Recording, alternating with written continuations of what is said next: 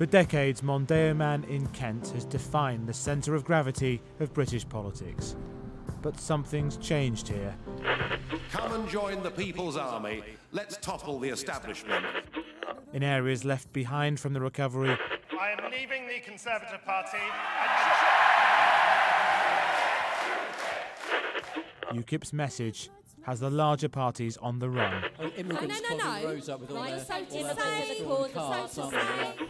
Mondeo Man is being wooed by UKIP, and this week, should Rochester fall, they claim the purple tide could sweep the whole of North Kent. This is Cliftonville. UKIP branded it a no-go area because of what it called East European gangs, a claim denied locally. Nigel Farage, standing here in South Thanet next May, a school in the neighbouring North Thanet shows the impact of migration on local public services. In just 6 years, the number of pupils with English as a second language has rocketed from under 1% to 30%. The children can't help but notice. This is a bit controversial now. Yeah. Yeah? With UKIP. With UKIP? Yeah. You know about UKIP? Yeah. What do you know about UKIP? Because all the immigrants, they come into our country and they become get on benefits, and UKIP think that they're stealing our money. The schools produce specially designed resources to help newly arriving children in their global classroom. It means that some who have arrived illiterate will now make it to university. The head teacher thinks the British taxpayer should feel pride. It's something that should be really celebrated right the way across the UK. But politics right now would say, yeah, well, this is now a magnet. Can we possibly afford to educate and to provide this service for the whole of the European Union here in Margate? Well, we're not really interested in the politics of it all. I mean, what we're focused on is our community. But the public sees not pride but problems. Down the Thanet Way and up to the Isle of Sheppey is Sheerness in another UKIP target.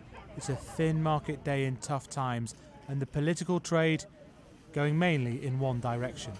I say yes to UKIP. What, you're a regular voter? No. So you haven't voted before and you're going UKIP. Why? Yeah. Why is that? Because it's just to say no to the government we've got now. Immigration is a concern, yeah, definitely. It needs to stop. It needs to stop. You know, it's out of control, isn't it? Great Britain isn't Great Britain anymore. We're giving them houses. We're saying, come into our country. We give you money. Here, sources of employment like the old passenger ferry and the steelworks have shut down. But it's also one of the junctions between this nation and the outside world. Historically, this corner of Kent was the last spot in the United Kingdom to be occupied by a foreign power, a European power. And what UKIP is successfully doing is persuading large swathes of North Kent, again, that Britain's destiny is beyond its control. And the mainstream parties just don't seem to have an answer to this. And all that's going to come to a head just 2 miles across there in Rochester and Strood. Reminders of Britain's connection to Europe are everywhere.